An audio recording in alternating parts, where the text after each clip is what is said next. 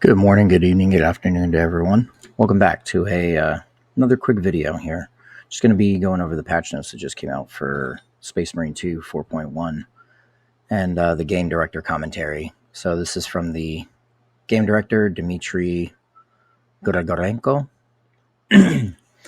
saying, "Hey Space Marines, as we discussed late last week, we've been monitoring your feedback since last Thursday's patch 4.0. And have decided to address your most pressing concerns with the new balancing update coming this Thursday.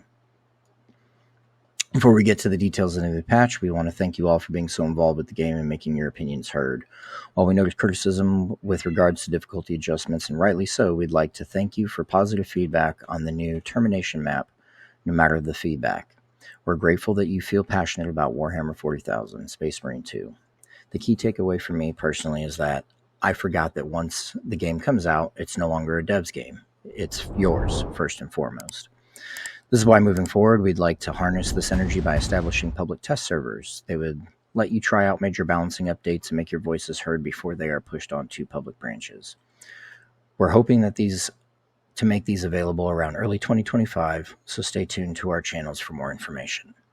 I think that's really cool that, he's at least addressing that and getting some of that information out. I think that's pretty cool. So, gameplay and balancing tweaks to operations mode. So, Dimitri G. Here's our reasoning before 4.0. With the game came out in September, the ruthless difficulty win rate hovered around 60%. Weeks later, with the changes introduced by patch 3.0, we saw that the same win rate jumped to over 80%, and we received a lot of feedback stating that the game had become too easy, even at its maximum difficulty at the time. I can see that.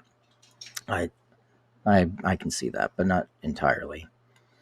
With patch 4.0, our aim was to tweak enemy spawns to increase the overall number of enemies rather than reverting to buffing their health. Unfortunately, this had an impact on easier difficulty levels as well, which I think is cool. Instead of just, oh yeah, we're going to turn them into a big giant tank, you make it more difficult by putting in more enemies. Totally fine with that.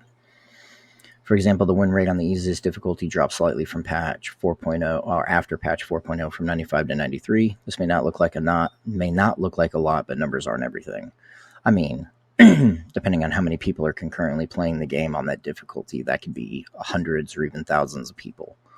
That 2% drop. So it's a big deal. Your feedback made it clear that the game had become more intense and stressful on lower difficulties, and this was never our intention. As I personally emphasized in interview, Space Marine 2 is all about the power fantasy, and patch 4.0 negatively impacted it for many of you. This is why we'll be rolling back some of these changes. Extremis enemy spawn rates in minimal, average, and substantial difficulties will revert back to the pre-patch 4.0 levels and will be significantly reduced in ruthless difficulty to hopefully strike a balance between how hard the game was at launch and how easy it became with patch 3.0. So, like they just said, for minimal, average, and substantial difficulties, they're going to reduce the spawn rate of extremis enemies.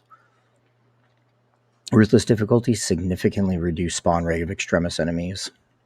I've seen that some people have said they would, get done beating up a Neurothrope and then immediately get jumped by a Ravener, 10 seconds later, and just kept rolling through that the entire time.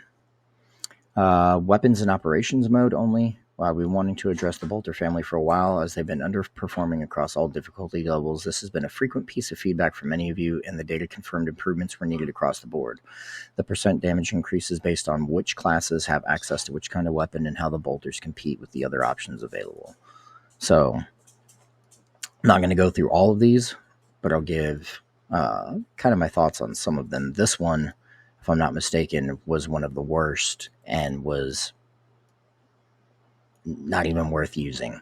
So it's good that at least looks like the biggest damage increase. And then Stalker Bolt Rifle, cool, increased by 10%, which is good because it says that this is like, 1 damage below the las fusel, and when I shoot an enemy in the head with las fusel, it goes red. Shoot an enemy in the head with that, nothing happens. I have to shoot him 4 times in the head. I have a problem with that. So that's good. Or sorry, Bolt Sniper is that. This is a different bolt rifle. Bolt Sniper Rifle. That's the one I'm talking about. Cool. The difficulty. So Ruthless players' armor is increased by 10%. That's awesome because I know that they had decreased everyone's armor. Here. Despite the last patch note listing a decrease in armor and substantial difficulty, this change was mistakenly left out of our last update. Hence why you won't see it being reverted as part of this week's patch. Okay. Lethal type formation system is removed, which is good. So the type formation system was in the Ruthless difficulty. If you wanted to regen armor from gun strikes, executions, things like that, you had to be within a certain proximity of your battle brothers. And if you're playing with the AI and the AI are running off doing whatever the fuck the AI do, you don't get to do that. So, and if you die, everyone died on your team and you were the last one, you wouldn't get any benefit. You would just eventually die. So I'm glad that they reverted that. And then the AI here, oh, perfect. A recurrent piece of feedback we've seen is that the AI allies can feel useless at times. We already improved ally behaviors in patch 3.0 and hope this additional buff will help solo players complete their operations. Bots deal 30% more damage to bosses. Cool. Yes, because I can't tell you how many times a fucking Neurothrope has shown up. And the only person that seems to be doing damage is the Heavy, if he's even on my squad as an AI, and it's because he's just doing damage by volume. He has the most ammo. He's going to do the most damage. So, fighting Zoanthropes is often reported as a source of frustration. Alongside the changes to the AI director, we're taking away some of the shield's effectiveness to alleviate some of the frustration. So the shield swap cooldown with another paired Zoanthrope is increased by 10%, which is good, because they were one of the most annoying fucking enemies to fight,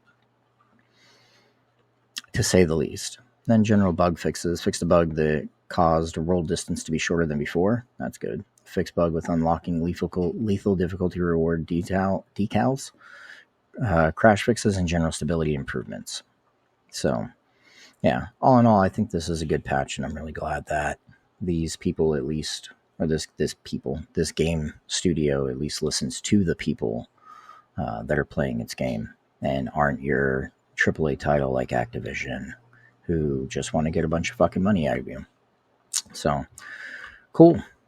With that, I'll catch y'all in the next one. Don't forget to like, comment, subscribe, and I will catch y'all in the next one. Peace.